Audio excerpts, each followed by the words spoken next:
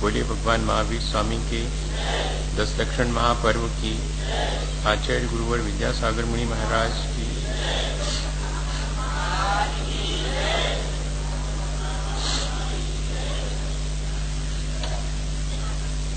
हम सभी लोग हमेशा की तरह आज भी 10 लक्षण पर्व के माध्यम से अपने जीवन को अच्छा बनाने का प्रयत्न कर रहे हैं।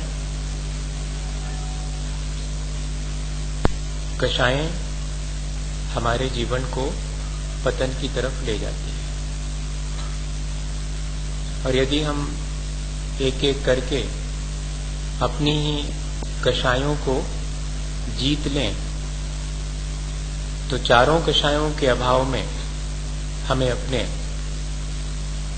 जीवन की जो ऊंचाई है, जो अच्छाई है, जो सच्चाई है, वो प्राप्त हो सकती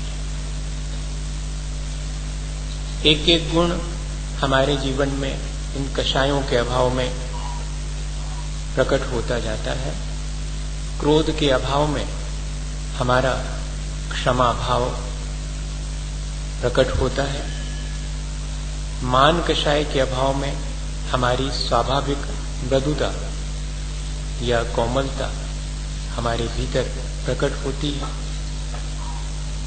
माया के अभाव में हमारी सरलता हमारे भीतर प्रकट होती है, और लोभ के अभाव में हमारी सुचिता या पवित्रता हमारे भीतर प्रकट होती है। आज सुचिता का दिन है, पवित्रता का दिन है। पूजा करने वाले 10 लक्षण की पूजा में आज सत्य धर्म की पूजा कर चुके होंगे, पर तत्वार सूत्र जी के अनुसार और प्रतिक्रमण पाठों के अनुसार 4 कषायों के अभाव में ही सत्य का दर्शन होता है। लोभ कषाय के अभाव में सुचिता या पवित्रता आए बिना जीवन की सच्चाई प्रकट नहीं होती। इसलिए आज उस लोभ कषाय के अभाव के लिए क्या उपाय करना चाहिए, कैसे अपनी सुचिता या पवित्रता को हम प्रकट कर सकें, इस पर अपन विचार करते हैं। लोभ की अपनी तासीर है, उसका अपना स्वभाव है। जो भी मिल जाता है उसमें संतोष नहीं होता, इसी का नाम लोभ है। एक निरंतर चाह या की आकांक्षा, इच्छा मन के भीतर बनी रहती है, वही हमारे भीतर के लोभ को प्रकट करती है। समस्त लोभ के अभाव में जो निर्मलता है, जो पवित्रता है, जो सुचिता है, वो प्रकट होती है। संसार में लोभ के कई रूप देखने में आते हैं, जिसमें से 3 अत्यंत प्रसिद्ध हैं। व्यक्ति को धन संपदा की आकांक्षा होती है, वो उसकी वित्तेषणा कहलाती है। धन पैसा मिलने के साथ साथ व्यक्ति को अपनी संतति आगे चलती रहे, इसके लिए पुत्र की आकांक्षा होती है, वो पुत्रेषणा कहलाती है। और इस सब के ऊपर एक और आकांक्षा होती है, इस लोक में मेरी प्रसिद्धि हो, ये लोकेशना कहलाती है। इस लोकेशना से तो शावक ही क्या, बड़े बड़े तपस्वी साधु जन भी नहीं बच पाते। ये लोभ अपने विभिन्न रूपों में हमारी उस आत्मा की निर्मल परिणति से हमें विचलित कर देता है और हमें अपने उस आत्म संपदा का ख्याल नहीं रहता और हम सांसारिक भौतिक सुख सुविधाओं को प्राप्त करने की होड़ में और अपना पूरा जीवन व्यतीत कर देते हैं। जबकि हम ये जानते हैं कि आकांक्षाओं की पूर्ति आज तक कोई नहीं कर पाया, इसके बाद भी हम निरंतर उस लोभ कषाय के वशीभूत होकर आकांक्षाएं करते हैं और उन आकांक्षाओं की पूर्ति में ही अपना जीवन व्यतीत करते हैं। एक असंतोष हमारे मन में निरंतर बना है। आकांक्षाएं बहुत हों और पूर्ति के साधन सीमित हों तो निश्चित है कि पूर्ति नहीं होगी और असंतोष बना रहेगा। और यही संसार में दुख का कारण है या संसार में निरंतर भ्रमण का कारण है। हम विचार करें कि हमने अपने जीवन में जो जितना चाहा, क्या उतना और वैसा ही हमने प्राप्त किया? हमने सांसारिक सुख सुविधाएं जितनी चाही, क्या वो हमें मिली? उनके लिए हमने जो प्रयत्न किया, क्या वह पूर्ण हुआ? कभी पूर्ण भी हुआ, तब भी एक और आकांक्षा नई हमारे भीतर उत्पन्न करके ही वो गया। और इस तरह हम कभी भी अपने इस लोभ से ऊपर नहीं उठ पाए। बहुत प्रसिद्ध घटना है टॉल्स्टॉय की, how much land a man require, कितनी जमीन चाहिए एक व्यक्ति को, उतनी सी जमीन और उतने ही सुख सुविधा के लिए वो व्यक्ति पूरे जीवन दौड़ता रहा। सुबह से शाम होने तक जितनी जमीन अपने पैरों से चल करके वो पार कर लेगा उतनी उसकी हो जाएगी। ये किसी ने उसे कह दिया। किसी ने क्या कह दिया? मेरे लोभ ने ही मुझे ऐसा आश्वासन दे दिया। और उस आश्वासन के चलते उस व्यक्ति ने सुबह से दौड़ना शुरू किया। शाम तक जहां से दौड़ा था वहीं वापस लौट के आना अनिवार्य था। सो 2 बजे दोपहर की धूप में दौड़ते दौड़ते फिर लौटना शुरू किया, लेकिन शाम सूरज डूबने से पहले जिस रेखा से उसने दौड़ना शुरू किया था उससे 4 कदम पहले ही सूर्य अस्त हो गया और वह भी निडाल होकर के गिरा तो प्राणांत हो गया। जब उसकी कब्र बनाई गई तो उस पर लिखा गया कि how much land a man require, कितनी चाहिए जमीन एक व्यक्ति को बस लेटने लायक मरण के समय, और इसके लिए पूरा जीवन व्यतीत करे। ये बहुत प्रसिद्ध उदाहरण है जो हमें अपने लोभ को या लोभ की तासीर को बताने के लिए पर्याप्त है।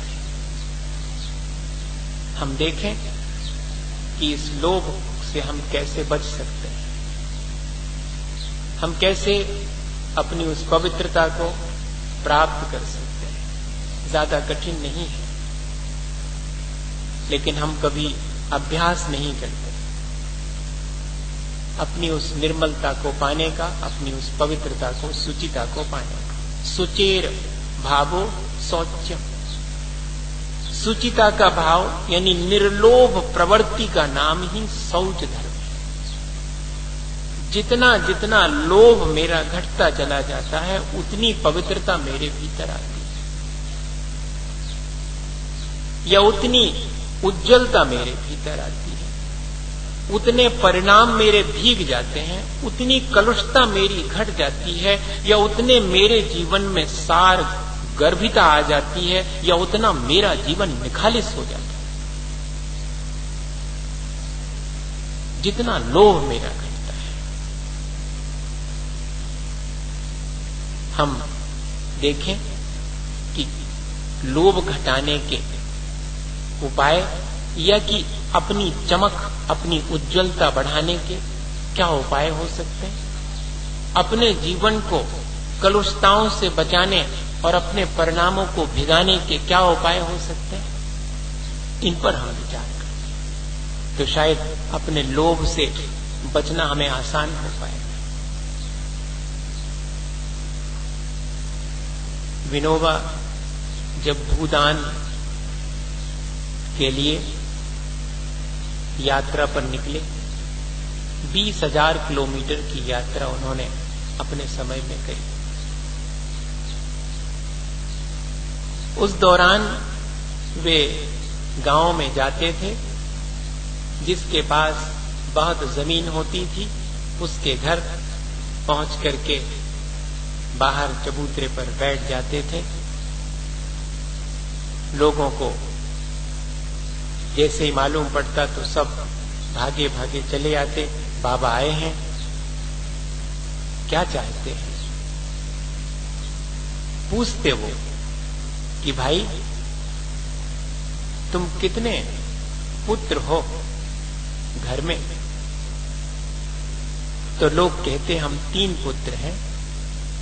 विनोबा कहते कि ठीक से गिनो, भूल रहे हो। नहीं, हम तो 3 ही पुत्र हैं अपने पिता के। तो विनोबा हंसकर कहते, और मुझे भुला दिया, मैं भी तो 4था पुत्र हूं। 3 पुत्रों में ही सारी संपदा, सारी जमीन नहीं बटेगी, 4 में बटेगी। मेरा हिस्सा मांगने में आया। 3 भाई होते, 2 भाई होते तो कहते मैं तीसरा भाई हूं या मैं 4था भाई हूं, मेरा हिस्सा मुझे दो। ऐसा सुनकर के लोगों का लोभ घट जाता, उनका मन बहुत उज्जवल हो जाता और सहज भाव से वे विनोबा को अपनी जमीन देते चले जाते। लाखों एकड़ जमीन लोगों ने सहर्ष दे दी। जिस जमीन, 1-1 इंच जमीन के लिए व्यक्ति अपनी जान दे देता है, वो जमीन सहज रूप से दे दी। क्यों? लोभ को घटाने का उपाय मालूम पड़ गया। वसुधैव कुटुंबकम, यह सब मेरा ही परिवार है, मेरे ही अपने लोग हैं। ऐसी अगर व्यापक दृष्टि हमारे भीतर आ जाती है, तब फिर हमारा लोभ सहज रूप से का है और उज्ज्वलता हमारे जीवन में बढ़ने लगती है। निराला बहुत बड़े साहित्यकार थे, रास्ते से चले जा रहे थे। प्रकाशक ने 300 रुपए उन्हें रॉयल्टी दी थी। रास्ते में भीख मांगने वाली बूढ़ी अम्मा ने उनके सामने हाथ फैलाया। एक नजर बूढ़ी अम्मा पर डाली और मन अत्यंत विगलित हो गया। मेरी मां के समान है और हाथ फैलाना पड़ रहा। और उस बूढ़ी अम्मा ने भी मांगने से पहले कहा कि बेटा कुछ मुझे भी दे दो। ऐसा सुनते ही जितने रुपए रॉयल्टी में मिले थे सब उसके हाथ पर रख दिए। उस भीख मांगने वाली मां ने कहा कि क्या करते हो? मुझे तो थोड़ा सा मैंने मांगा था। तो जवाब दिया कि एक तरफ तो मुझे बेटा कहती हो और भीख मांगती हो। अगर तुम सचमुच मेरी मां हो या मैं सचमुच तुम्हारा बेटा हूं, तो ये 300 रुपए रख लो और मुझे आश्वासन दो, संकल्प करो कि अब कभी भी भीख नहीं मांगे। क्या हुआ? लोभ घट गया। दोनों का चित्त अत्यंत निर्मल हो गया। भाई, ये छोटे छोटे से उपाय हैं। रोज ऐसा अवसर हमारे जीवन में आता है। हम चाहें तो अपने मन को लोभ के वशीभूत होकर के मलिन कर लें। हम चाहें तो ऐसे अवसर आने पर अपने लोभ को घटाकर अपने जीवन को चमकीला बना लें। परिणाम भीग जाएं ऐसा कुछ काम हम करें। परिणाम भीगने से भी मन बहुत उज्जवल हो जाता है। कई बार जीवन में ऐसे अवसर आते हैं जबकि कोई बात ऐसी हो जाती कि हमारा मन बहुत विगलित हो जाता है, हमारा मन बहुत भीग जाता है भीतर तक। पुराण और चरित्र ग्रंथ इसीलिए उपयोगी हैं जिसमें कि महापुरुषों के जीवन में होने वाली घटनाएं सुन करके, धर्म की चर्चा सुन करके हमारा मन भीग जाता है। धर्मात्मा लोगों की संगति करने से हमारा मन भीग जाता है। संसार के प्रति जो लोभ लालसा है वो घटने लगती है। बहुत आसान सा उपाय है। पुराने लोग अवश्य शायद इस उपाय को जानते थे, इसलिए पुराण बांचने और सुनने की परंपरा हमेशा से बनी रही। व्याख्याकार नहीं हुआ करते थे, न कोई व्याख्याएं लंबी चौड़ी की जाती थी, न ऐसी कोई बहुत बड़ी बड़ी सभाएं होती थीं। 4 लोग 8 लोग मिलकर के जो शास्त्र जी में लिखा है महापुरुषों का जीवन चरित्र, उसे एक दूसरे को बांच करके पढ़ करके सुनाते थे और मन हर्षित होता था, गदगद हो जाता था। थोड़ा सा अपने सांसारिक लोभ लालच में कमी आई कि देखो इतनी अपार संपदा थी, क्षण भर में वैराग हुआ, सब छोड़ के चले गए, अपन से तो एक चीज नहीं छूटती है, अरे धिक्कार है हमें हमारे लोभ को।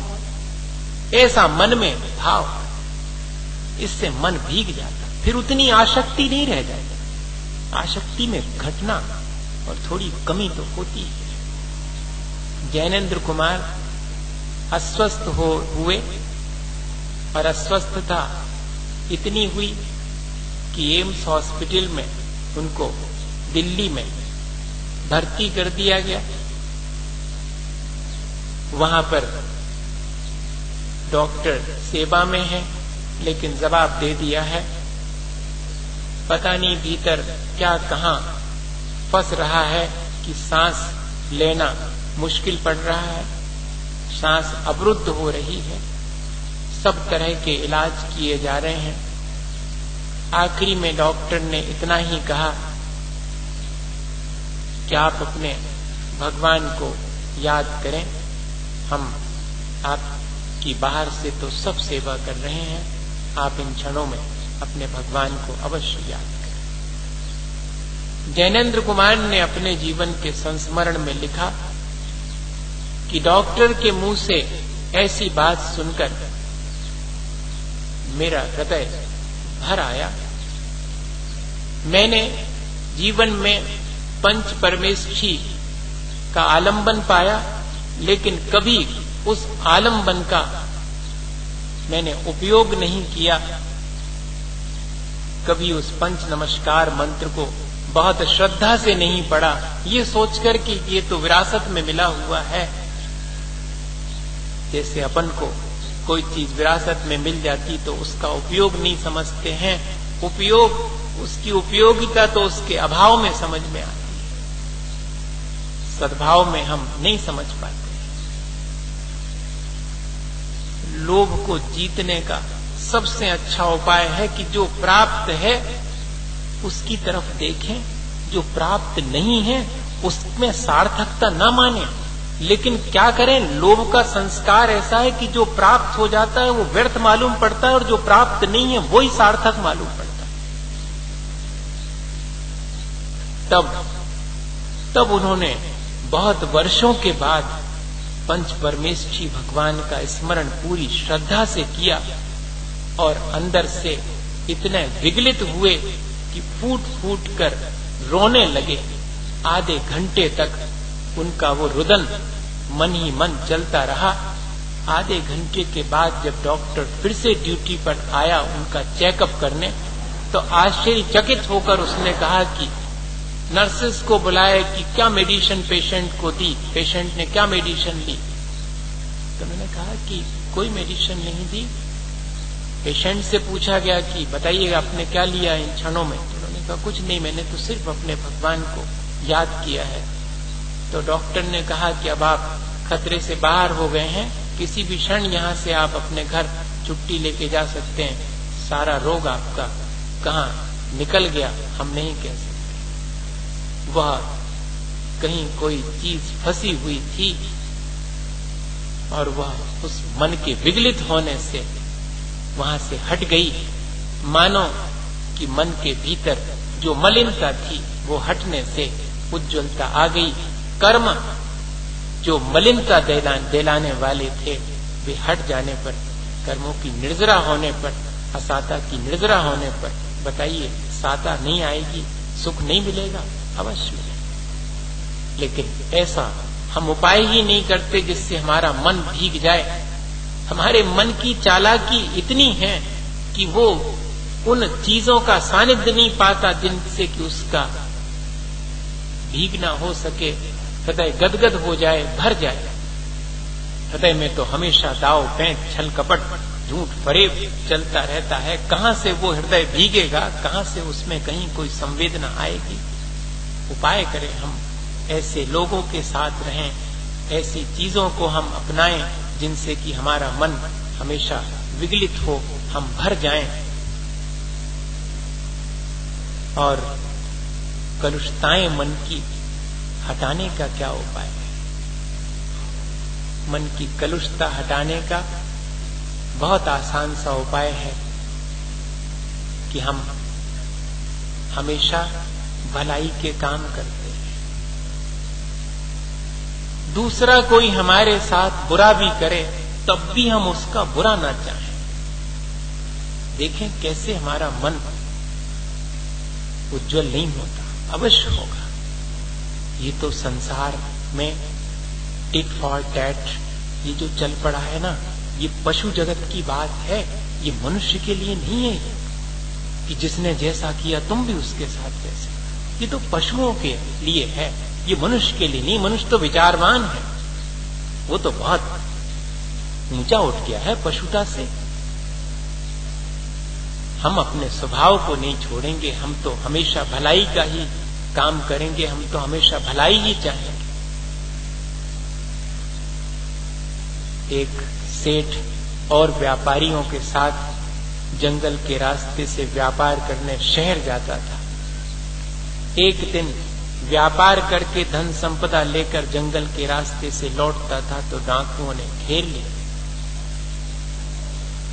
और सब कुछ छीन लिया, यहां तक कि भोजन की सामग्री भी छीन ली। लेकिन जब डाकुओं के सरदार के पास वो सारा सामान पहुंचा तो उन्होंने कहा कि और सब छीना सो ठीक है, जाओ ये भोजन की सामग्री उन्हें लौटा करके आओ। और डाकू उन व्यापारियों को, सेठ को भोजन की सामग्री लौटा के आए। बात आई गई हो गई, वर्ष बीत गए। एक बार फिर व्यापारी और वही सेठ उसी रास्ते से व्यापार करके लौट रहा था, तब वहां पगडंडी के किनारे एक व्यक्ति को बहुत पीड़ित अवस्था में देख करके ठहर गया। भूख से बेहाल था, प्यास से कंठ सूख गया था। उसे सिर पर हाथ फेर कर प्रेम से भोजन कराया, पानी पिलाया। जब उसने थोड़ी सचेत अवस्था आने पर देखा तो पहचान गया कि ये तो वही व्यापारी हैं, ये तो वही सेठ है। अब थोड़ा घबराया कि मैं तो अकेला हूं, ये इतने हैं। पर उनकी भलाई देख करके और कहा कि सेठ भूल गए, मैं वही डाकुओं का सरदार हूं, वर्षों पहले जिन्होंने तुम्हें लूट लिया था। सेठ ने कहा मुझे याद है, मैं तुम्हें पहचानता हूं। जब तुम मुझे पहचान गए तब फिर मुझे भोजन पानी देकर के सचेत क्यों किया, क्यों नहीं मर जाने दिया? क्या तुम्हें वो मेरी बुराई याद नहीं है? तो सेठ ने कहा कि तुम्हारी बुराई तुम याद रखो, तुम्हारी भलाई मुझे याद है कि सारा लुट जाने के बाद भी तुमने मुझे भोजन की पोटली वापस लौटाई थी। वो भलाई मुझे आज भी याद है, तुम्हारा वो उपकार मुझे आज भी याद है। ऐसा क्या कभी अपन को दूसरे की भलाई याद रहती है? अगर हम भलाई करें और दूसरे की भलाई हमें याद रहे तो बताइएगा कैसे मन कलुषित होगा। लेकिन हम अपनी बुराई भूल जाते हैं, दूसरे की बुराई याद रखते हैं और अपने मन को कलुषित करते रहते हैं। मन की कलुषता हटाने का सबसे आसान उपाय ये है। और जीवन को सार गर्भित बनाना कैसे बनेगा? जीवन सार गर्भित, जो कुछ भी वेस्टेज है उसे हम संचित करके रखते हैं अपने हृदय के अंदर, अपने घर के अंदर, जो कि सारभूत नहीं है, बहुत रिलेवेंट नहीं है, काम आने वाला नहीं है। जो काम आने वाला है उसका तो हम जीवन भर ख्याल ही नहीं करते। जयपुर नरेश के यहां पर सदा सुखदास जी नौकरी करते थे। सब कर्मचारियों के वेतन बढ़ाने की बात आई तो जयपुर नरेश ने कहा कि हाँ, सचमुच सबका वेतन बढ़ा देना चाहिए। और जब खजाने से जो 6 रुपए महीने भर का वेतन मिलता था उसकी जगह पर 8 रुपए सदा सुखलाल जी को दिए गए तो उन्होंने कहा, भाई ये 2 रुपए अतिरिक्त किस बात के हैं? तो खजांची ने कहा कि सब कर्मचारियों का वेतन बढ़ा दिया जाए, ये राजा की आज्ञा है। उन्होंने लेने से इनकार कर दिया तो खजांची ने सोचा कि शायद पंडित जी इससे ज्यादा चाहते होंगे, तो कहा, पंडित जी आप बताएं और कितना आप वेतन बढ़ाना चाहते हैं? उन्होंने कहा, भाई जितना श्रम करता हूं उतना वेतन मुझे राजा से मिलता है, उतने में मेरा काम चलता है, इसके अलावा मुझे और कुछ नहीं चाहिए। बात राजा तक पहुंची। राजा ने सम्मान पूर्वक पंडित जी को बुलाया और कहा कि हमारी भूल हो गई, वेतन तो हमें पहले ही बढ़ा देना चाहिए था, आप क्षमा करें और हमारे बढ़ाए हुए वेतन को स्वीकार करके हमारा उपकार करें। पंडित जी से राजा ऐसा कह रहे हैं, क्यों? क्योंकि आप बहुत धर्मात्मा हैं, निष्ठावान हैं, इसलिए आप स्वीकार करें हमारे वेतन को जो हमने बढ़ाया। तब पंडित जी ने क्या जवाब दिया मालूम?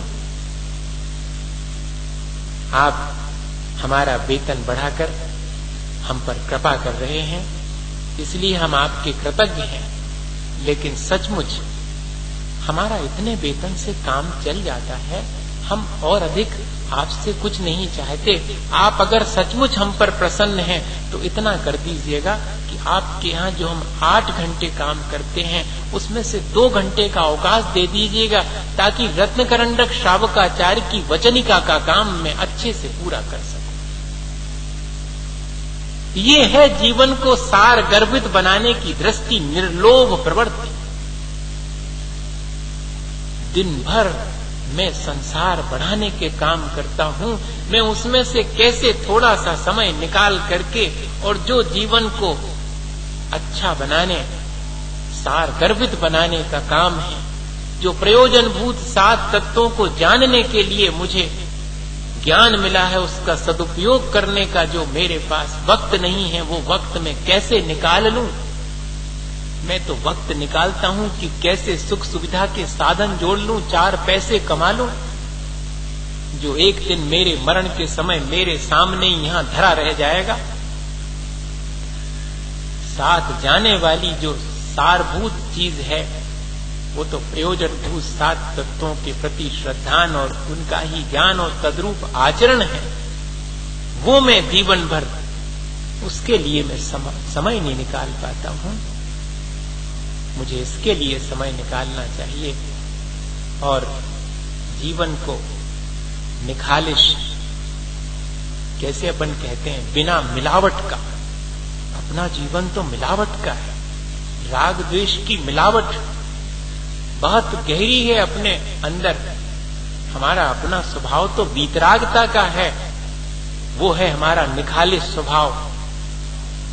क्या हमें दिन भर में उसके लिए प्राप्त करने का उपाय नहीं करना चाहिए?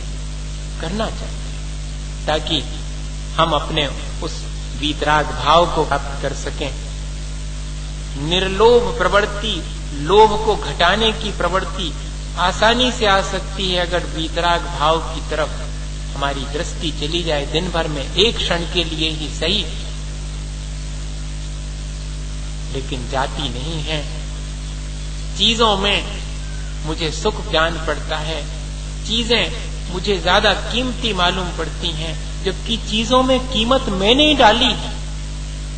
हीरा खदान में पड़ा हुआ पत्थर का टुकड़ा था, लेकिन क्या करें, मेरे लोभ ने उसमें कीमत डाल दी और उसे कीमती बनाकर तिजोरी में संभाल कर रख दिया, जिसकी मैं 24 घंटे चौकसी करता हूं, चौकीदार बन करके।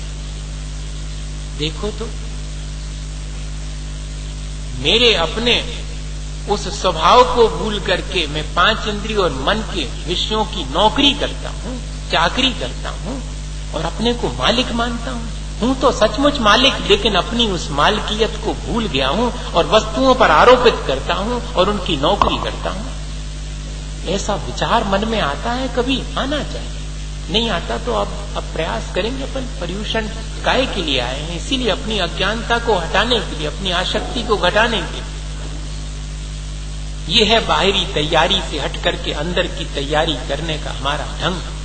करना चाहिए अंदर की भी तैयारी। 2 वृद्ध और वृद्धा बहुत आध्यात्मिक जीवन व्यतीत करते थे और वे हमेशा एक दूसरे के धर्म ध्यान में सहयोगी बनते थे। प्रवचन सभा की तरफ जा रहे थे दोनों, रास्ते में अचानक वृद्ध की नजर धूल में पड़ी हुई असरफियों की तरफ गई। पीछे जीवन साथी आ रही हैं। ऐसा विचार उनके मन में आया कि कहीं ऐसा ना हो कि सोने की असरफियां देखकर जीवन साथी के मन में लालच आ जावे। इसलिए इससे पहले कि वे आ पाए, पैर से ही उस पर धूल डाल दी। लेकिन पैर से धूल डालते हुए पीछे आती हुई उनकी जीवन साथी ने देख लिया। पास आकर के कहा कि क्या कर रहे थे? बोले कुछ नहीं, कुछ नहीं। जब बहुत जिद की कि बताओ तो क्या कर रहे थे, तो सब स्पष्ट कह दिया कि सोने की असरफियां देखकर मन में विचार आया कि तुम्हारा मन डोल न जाए, इसलिए उन पर धूल डाल रहा था। तो जीवन साथी बहुत जोर से हंसी और कहा कि मैं तो तुम्हें अध्यात्म के क्षेत्र में बहुत आगे मानती थी, पर अभी तो तुम्हें सोना सोना जान पड़ता है। कर तो रहे हो तुम धूल पर धूल डालने का काम, पर सोच रहे हो जैसे सोने पर धूल डाल रहे है। ऐसी वीतरागता की दृष्टि। अभी तो सोना और धूल में अंतर नजर आता है। सोना कीमती जान पड़ता है, धूल निष्प्रयोजन जान पड़ती है।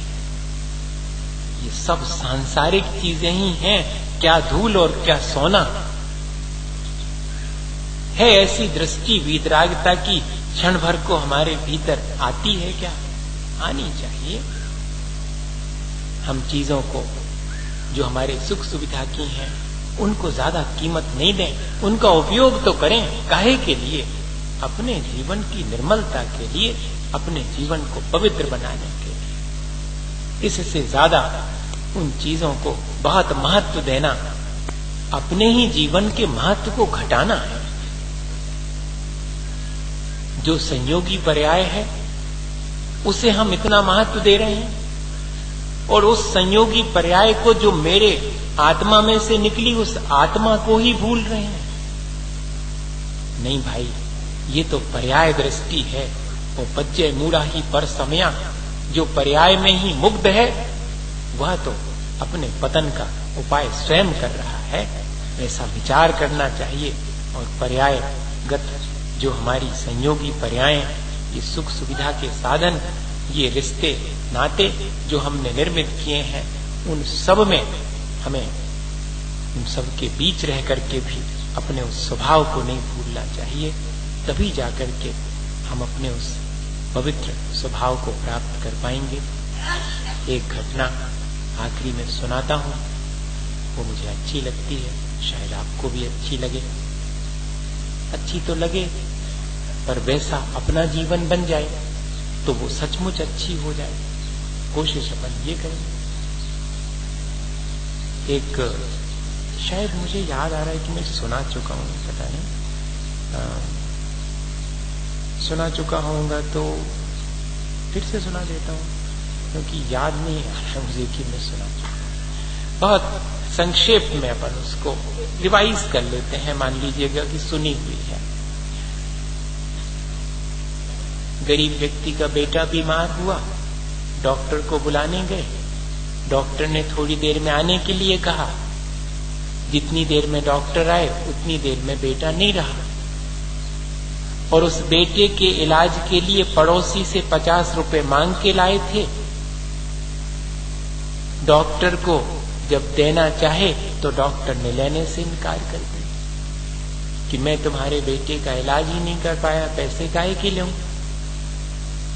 यहां तक तो फिर भी बात समझ में आती थी, लेकिन जिस रिक्शे में डॉक्टर बैठ के आए थे, जब उस रिक्शे वाले ने लेने से मना कर दिया तो डॉक्टर ने कहा कि भाई ऐसे तुम अगर करोगे तो तुम्हारा जीवन कैसे चलेगा। तो रिक्शे वाले ने कहा कि आपने उस गरीब आदमी से पैसे ना लेकर के कौन सा काम किया है। बोले मैंने मानवीयता का काम किया है, ये तो मेरा धर्म है। तो जब आप इतना मानवीयता का काम कर सकते हैं तो मेरे भीतर भी तो थोड़ी सी मानवीयता है। आपने अपनी उस विजिट में कुछ भी प्राप्त नहीं किया तो मैं क्या आपको वहां से ले जाकर अपने डिस्पेंसरी तक छोड़ने तक आपसे कुछ ना लेकर के एक मानवीयता का काम नहीं कर सकता। इतना निर्लोभ वृत्ति आ सकती है क्या? याद आ गया होगा आपको। हाँ, क्या इतनी निर्लोभ वृत्ति अपने भीतर नहीं आ सकती? आनी चाहिए भाई। ऐसे मौके अपने दिन भर में कई बार आते हैं, लेकिन उस लोभ के चलते चाहते तो हम हैं, क्षण भर को निर्मलता आती है, यारी दे दो क्या करना आपने, लेकिन फिर लोभ फिर से घेर लेता है। कह रही नहीं, भले ही वो अपने हाथ से कहीं व्यर्थ चले जाएं उतने धन संपत्ति पैसा, लेकिन देने के लिए तो बहुत मुश्किल होती है। जबकि हम जानते हैं कि देते ही साथ मन बहुत हल्का हो जाएगा, बहुत गदगद हो जाएगा, प्रसन्न हो जाएगा, लेकिन नहीं छोड़ पाते हैं, आसक्ति नहीं घटा पाते हैं अपने लोभ को। पुरुषार्थ करें भाई, प्रयत्न करें। अज्ञानता बहुत गहरी है, संस्कार भी बहुत प्रबल है, लेकिन फिर भी हम ज्ञान के सहारे और अपने स्वभाव की तरफ दृष्टि डाल करके और इन दोनों चीजों पर विजय प्राप्त करेंगे और अपनी पवित्रता को प्राप्त कर सकेंगे। इसी भावना के साथ बोलिए आचार्य विद्यासागर।